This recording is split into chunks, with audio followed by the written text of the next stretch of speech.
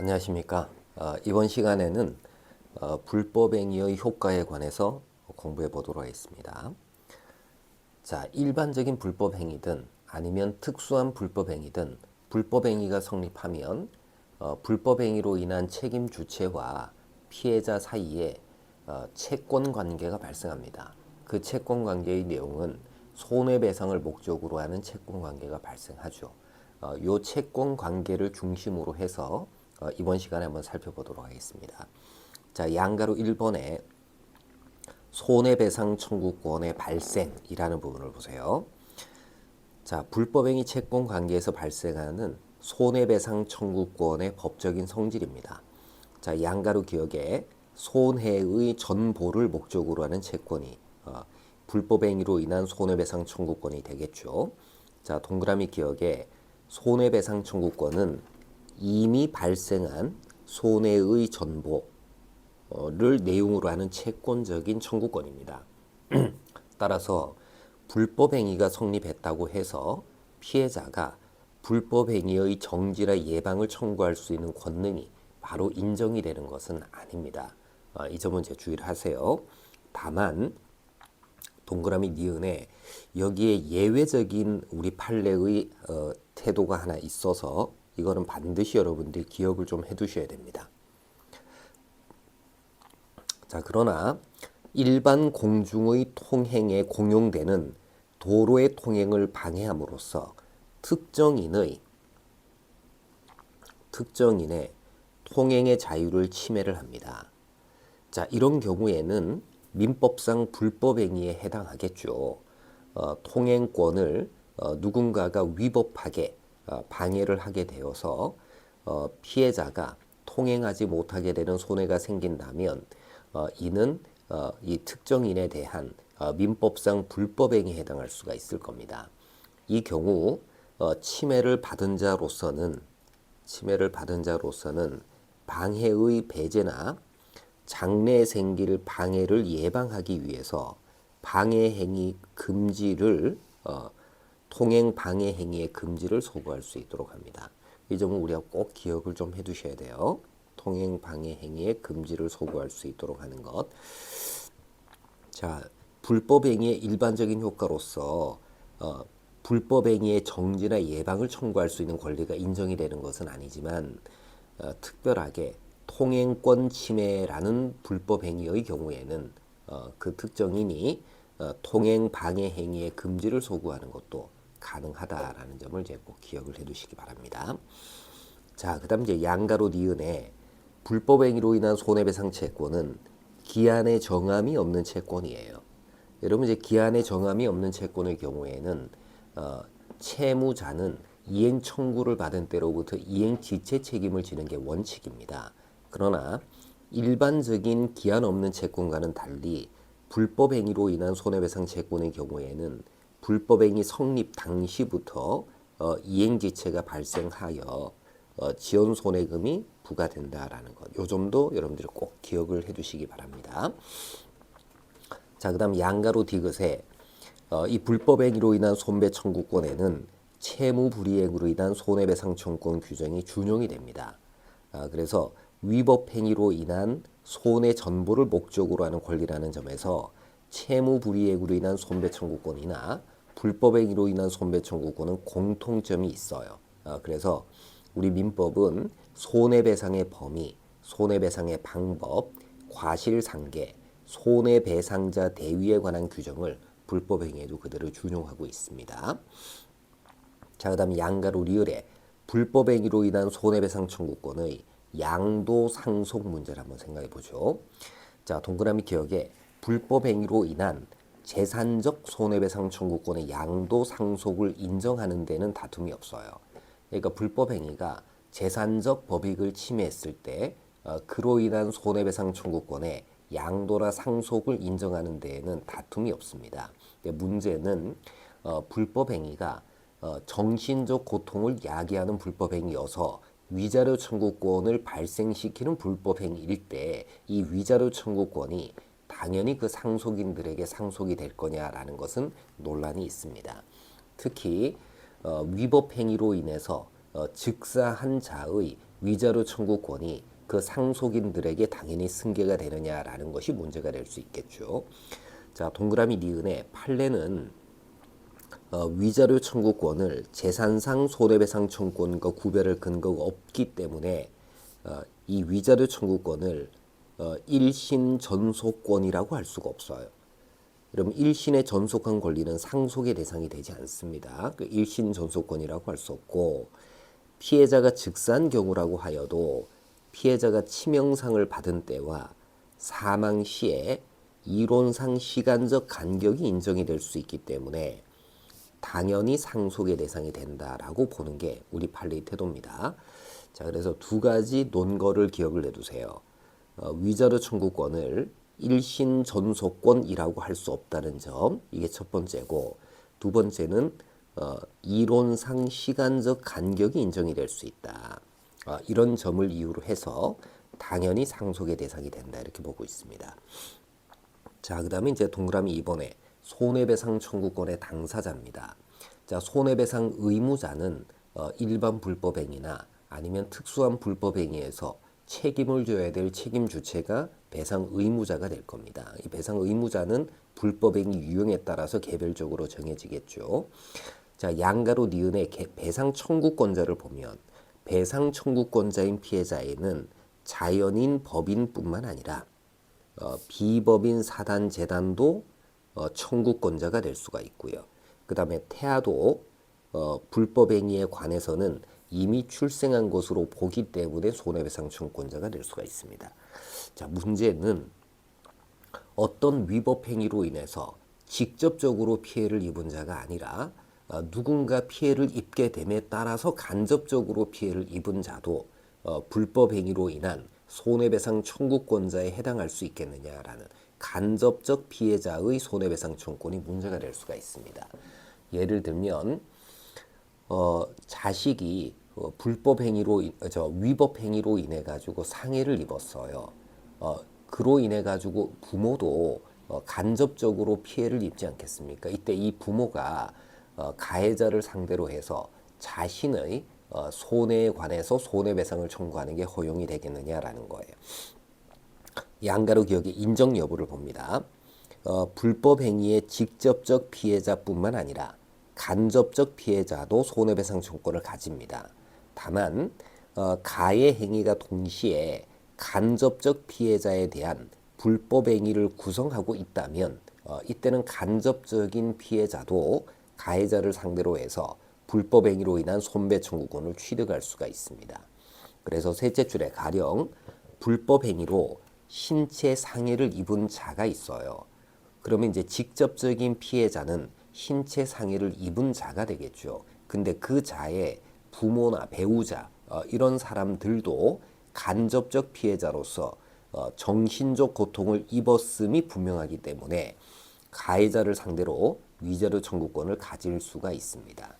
근데 이제 여러분 간접적 피해자의 손해배상 청구권은 항상 위자료 청구권이다 이렇게 이제 알아두시기 바랍니다. 위자료 청구권 이렇게 이제 알아두시기 바래요. 자, 그다음 양가로 니은의 생명 침해로 인한 근친족의 위자료 청구권인데, 자, 이를 정하고 있는 조문이 752조입니다. 752조인데, 자, 이 조문을 먼저 한번 읽어볼까요? 752조 위에 이제 조문이 있는데, 자, 752조 생명 침해로 인한 위자료. 타인의 생명을 해한 자는 피해자의 직계 존속, 그 다음에 직계 비속 및 배우자에 대하여는 재산상 손해 없는 경우에도 손해배상의 책임이 있다.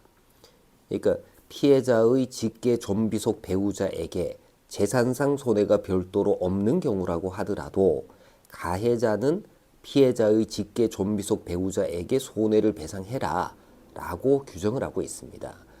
즉 간접적 피해자인 피해자의 직계 존비속 배우자에게는 위자료 청구권을 인정하겠다는 겁니다. 여러분 752조는 간접적 피해자의 손해배상 청구권을 인정하고 있는 조문이다. 이렇게 이해를 좀 하셔야 될 겁니다. 자, 양가로 니은의 생명 침해로 인한 근친족의 위자료 청구권.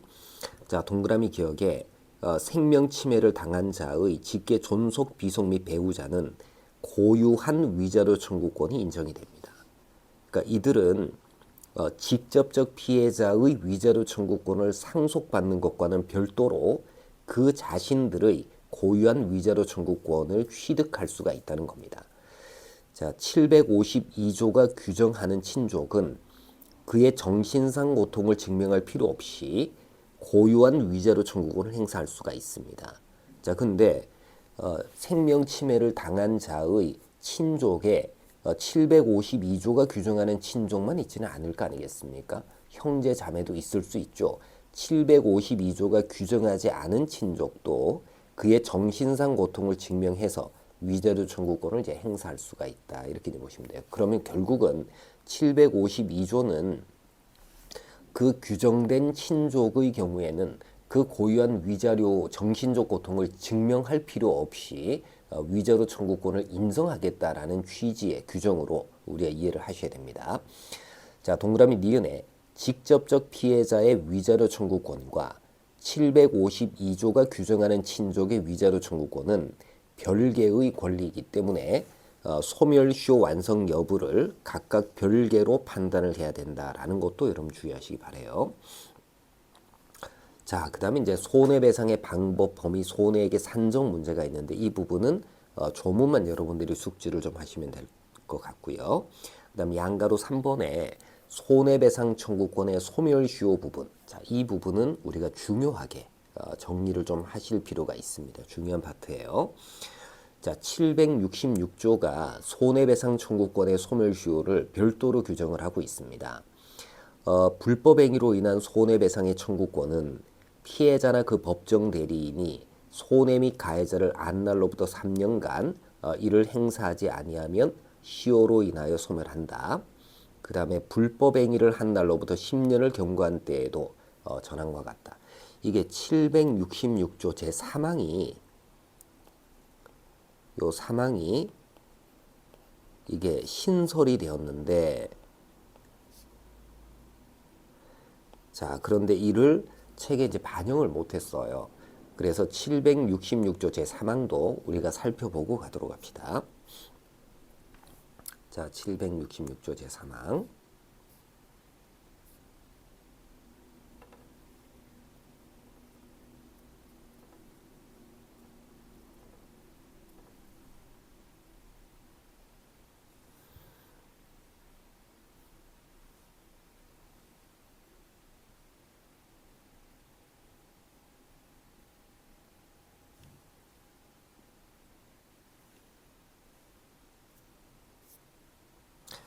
자, 766조 제3항.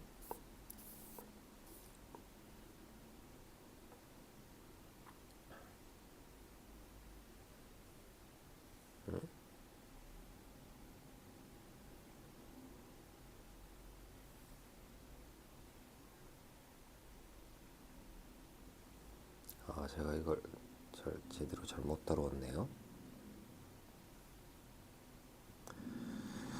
자, 우리가 그냥 조문을 먼저 한번 봅시다. 자, 766조 제3항은 미성년자가 성폭력, 성추행, 성희롱, 그 밖의 성적 침해를 당한 경우에 이로 인한 손해배상 청구권의 소멸시효는 그가 성년이 될 때까지는 진행되지 아니한다. 그러니까 성적 침해를 당한 경우에 관한 특례를 별도로 만들어 두고 있다라는 것을 꼭 기억을 해두세요. 이게 2020년에 신설이 되었는데 이게 책을 개정하는 과정에서 늘 빼먹었습니다. 자, 그래서 사망의 내용은 미성년자가 성적 침해 당한 경우, 성적 침해를 당했어요.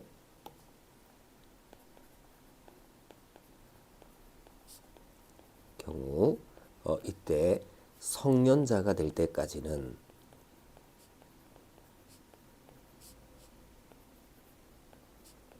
될 때까지 이게 시효가 진행한다, 진행하지 않는다. 시효가 진행하지 않는다. 그럼 이 사망은 결국은 1항의 1항과 2항의 특별 규정이다. 이렇게 보시면 돼요. 보세요. 1항의 경우에는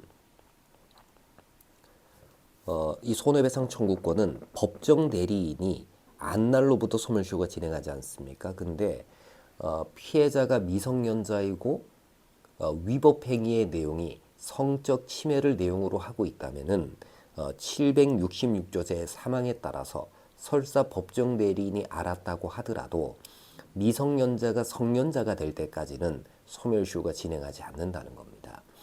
그 다음에 불법 행위를 한 날로부터 10년을 경과한 때에도 소멸시효가 완성이 될 텐데 만약에 위법 행위 내용이 성적 침해를 내용으로 하는 것이고 피해자가 미성년자인 때에는 불법 행위를 한 날로부터 소멸시효가 진행하는 게 아니라 미성년자가 성년자가 될 때까지는 소멸시효가 진행하지 않는다라고 이제 규정을 하고 있는 거죠. 그래서 요 사망 신설된 내용을 꼭 숙지를 좀 하시기 바랍니다. 자, 반가로 1번에 의의를 한번 보죠. 자, 민법 규정인데요.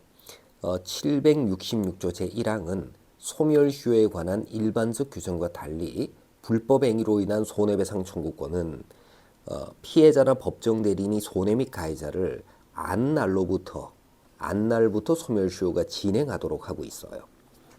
그리고 시효 기간도 3년으로 일반 민사채권의 소멸시효 기간보다 단축시키고 있습니다. 한편 766조 제2항은 불법 행위를 한 날부터 10년으로 이제 소멸시효가 정해져 있죠. 자, 양가로 니은의 이제 취지를 보세요. 자, 동그라미 기억에 766조 1항이 통상의 소멸시효와 다르게 시효 기간을 단축시키고 그다음 시효 기산점을 피해자가 안때로부터 진행시키는 취지가 어디에 있느냐라는 거예요. 자, 동그라미 니은에 시효 기간을 단축시키는 것은 불법 행위로 인한 법적 분쟁을 오랫동안 유지시키는 것은 증명이나 손해액의 산정 등의 어려움을 가져오고 당사자 사이에 이미 해소된 분쟁을 재연시키는 것이 바람직하지 않다는 점에 그 취지가 있습니다. 또한 기산점을 안때부터 진행시키는 것은 요거는 알아두세요. 기산점을 권리를 행사할 수 있는 때로부터 진행시키는 것이 아니라 안때부터 진행시키는 것은 피해자를 보호하기 위해서 피해자가 실제로 손해배상 청구할 수 있음을 안때부터 소멸시효를 진행시키는 것이죠. 피해자 보호 때문에 안때로부터 소멸시효가 진행하는 겁니다. 자, 그 다음 동그라미 2번의 기간의 성질인데 둘 다 소멸시효 기간으로 보는 것이 우리 판례의 태도입니다. 그래서 불법 행위로 인한 손해배상 청구권의 소멸시효는 단기시효와 장기시효로 나뉘어져 있다. 이렇게 이제 알아두시면 되겠죠. 자, 그 다음 동그라미 3번에 민법 166조, 국가재정법 96조와의 관계입니다. 자, 우리 민법 166조는 소멸시효는 권리를 행사할 수 있는 때로부터 진행하도록 하고 있습니다. 여기서 권리를 행사할 수 있는 때라는 것은 권리 행사에 법률적인 장애가 없어지게 된 때, 이때로부터 소멸시효가 진행하도록 된다는 것이죠. 근데 이제 여기서 문제는 766조를 적용할 때 불법 행위로 인한 손해배상 청구권의 소멸시효를 적용할 때 만약에 손배청권 행사에 법률적인 장애가 있음에도 불구하고 766조만 적용을 해서 소멸시효 완성이라는 결과를 끌어낼 수 있겠느냐라는 거예요.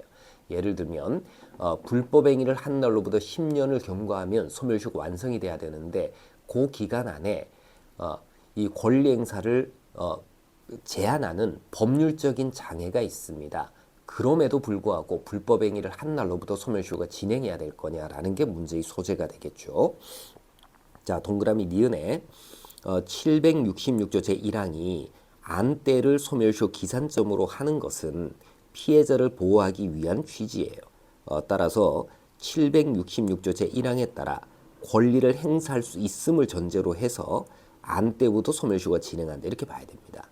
즉 766조 제1항의 경우에도 166조 제1항이 적용이 되어서 3년의 단기 시효는 손해 및 가해자를 안 날에 더해서 그 권리를 행사할 수 있는 때가 되어야 소멸시효가 진행한다 이렇게 봐야 될 겁니다.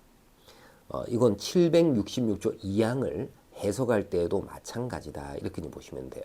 그래서 766조와 그 다음에 166조는 같이 중복해서 적용이 되는 것이지 766조가 166조의 적용을 배제하는 것은 아니다라는 점을 이제 꼭 알아두시기 바랍니다. 자, 766조가 166조의 적용을 배제하는 것은 아니다. 배제하지 않는다는 거예요. 그러니까 권리 행사할 수 있음을 전제로 해서 766조가 적용이 되는 거다. 자, 그다음에 양가로 니은의 국가재정법 96조와의 관계입니다. 자, 동그라미 기억에 국가배상법 8조에 따르면 국가나 지방자치단체의 손해배상 책임에 관하여는 이 법에 규정된 사항 외에는 민법에 따른다. 다만 민법 외의 법률에 다른 규정이 있을 때에는 그 규정에 의한다. 이렇게 규정하고 있습니다. 국가배상 책임에 관해서는 민법 제766조에 따라 소멸시효의 기간과 기산점이 정해집니다. 자, 그런데 국가재정법 96조 제2항은 국가에 대한 권리로서 금전의 급부를 목적으로 하는 것은 5년간 행사하지 아니하면 시효로 인해서 소멸한다 이렇게 규정하고 있어요. 여기서 국가재정법 96조와 766조의 관계가 어떠하냐, 즉 국가배상 청구권의 소멸시효에는 국가재정법이 적용되어야 하느냐 아니면 민법이 적용이 돼야 되느냐. 자, 민법에 따르면은 장기 소멸시효 기간이 10년이고 단기 시효가 3년일 겁니다. 근데 여기에 국가재정법을 적용하게 되면은 장기 시효는 5년이 되어야 되겠죠.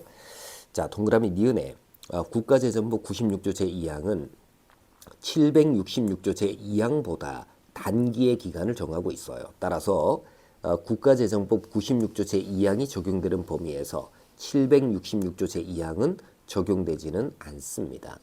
그래서 국가배상 청구권의 소멸시효 기간은 단기는 3년이고 장기는 5년이다. 이렇게 이제 알아두시기 바랍니다.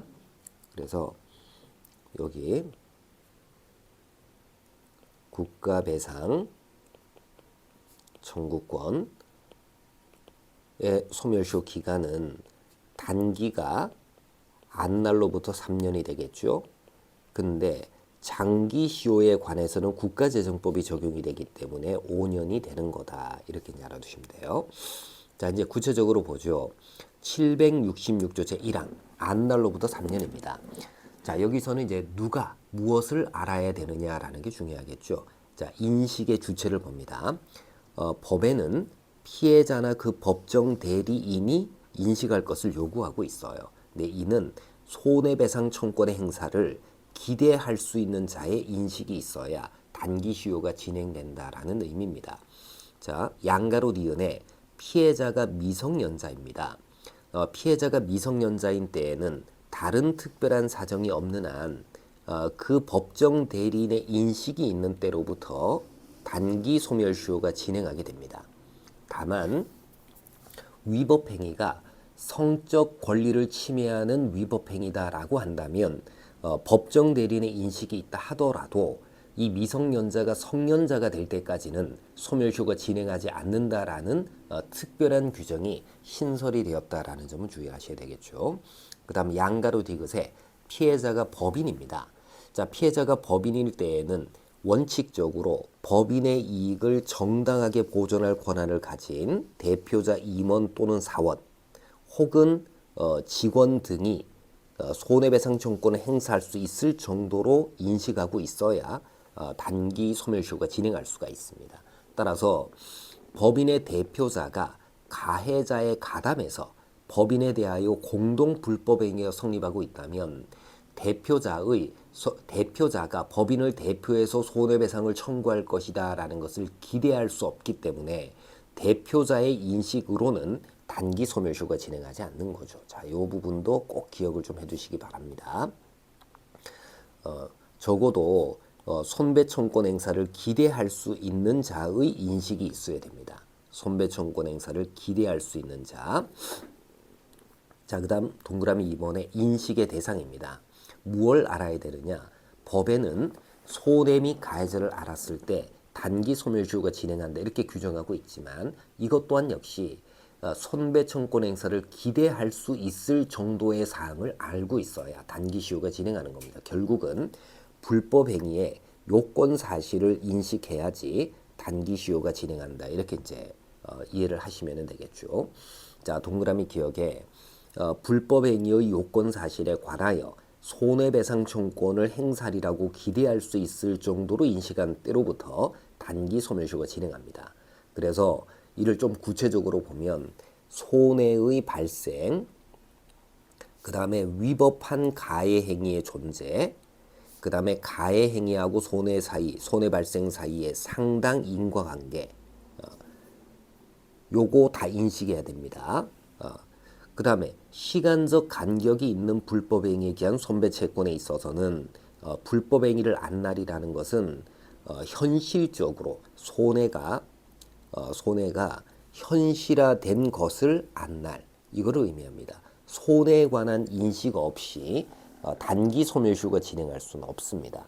자, 그러나 그렇다고 해서 양가로 디귿에 손해의 정도나 손해배상 액수를 구체적으로 인식해야 되는 것은 아니에요.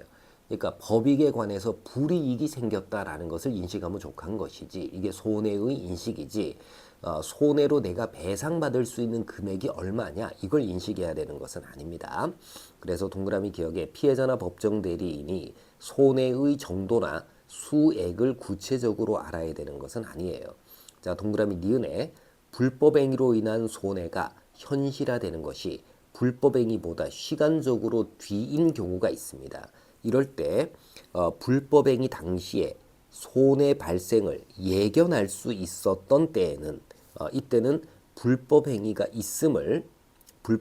있음을 안 날로부터 당시 예견 가능한 손해배상 청구권의 단기 소멸시효가 진행하게 됩니다.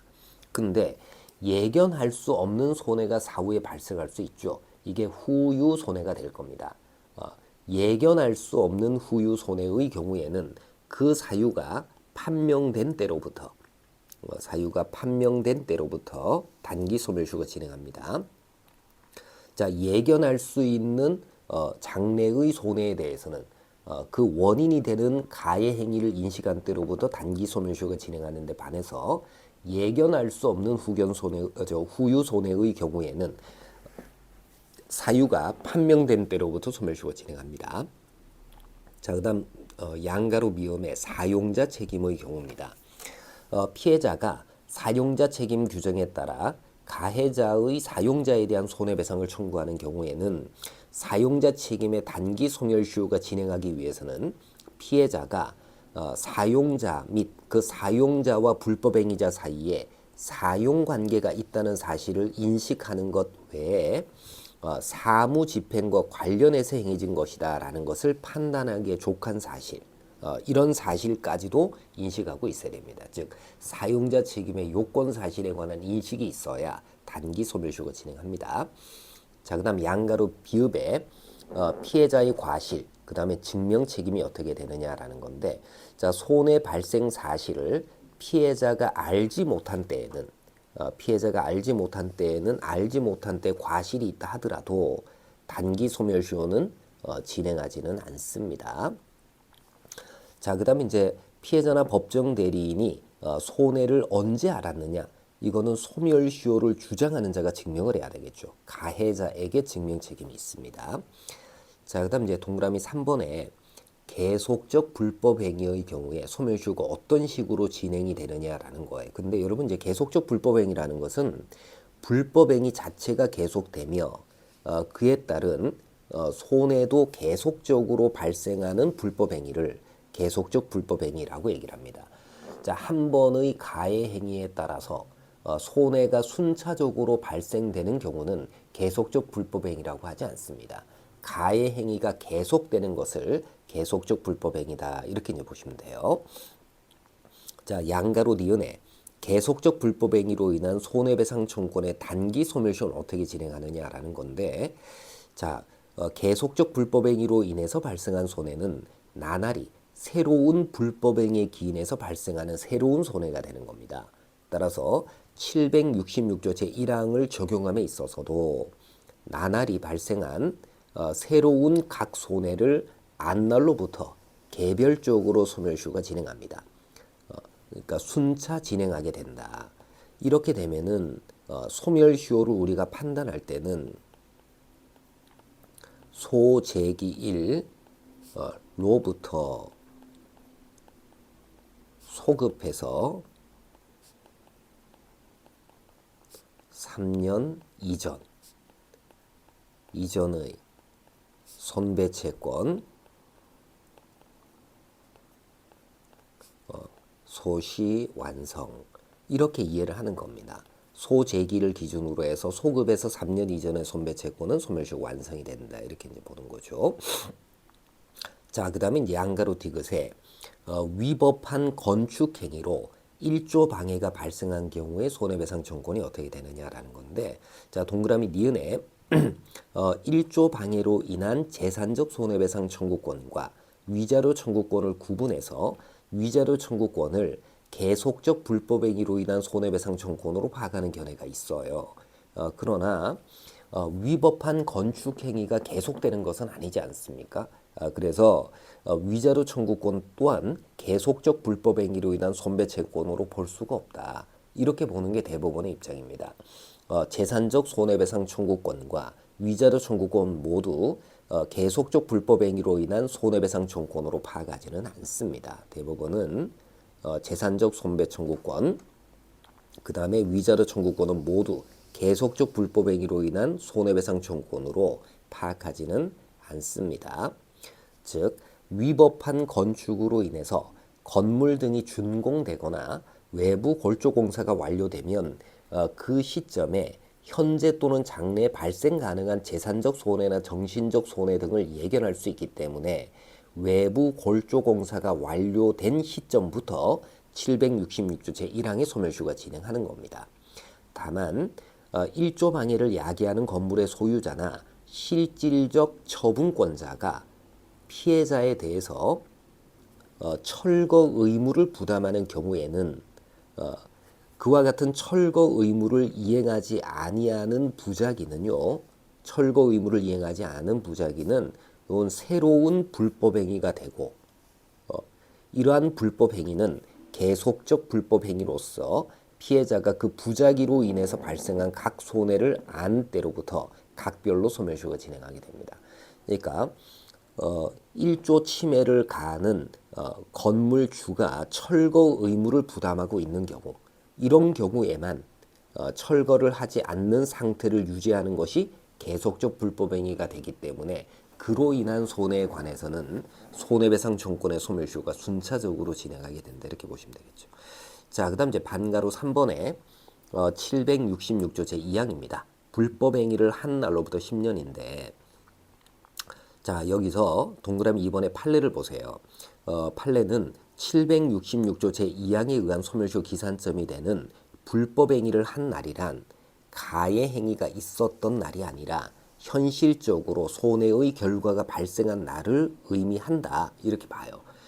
즉 손해가 현실화되지 않으면 손배 청구권이 발생하지 않기 때문에 설사 위법한 가해 행위가 있었다고 하더라도 그 시점을 불법 행위를 한 날로 보는 게 아니라 그로 인해서 손해가 현실화된 날을 불법 행위를 한 날로 보고 그때부터 장기시효가 진행하는 겁니다.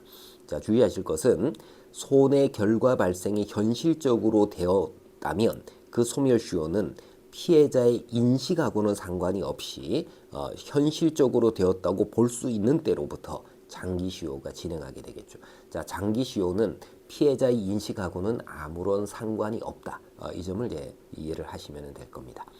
자, 이렇게 해서 이제 불법행위로 인한 손해배상 청구권의 소멸시효까지 포함해서 우리가 불법행위 효과 부분을 쭉 다 한번 살펴봤습니다. 자, 오늘 강의는 여기까지 하도록 하겠습니다. 자, 수고 많으셨습니다.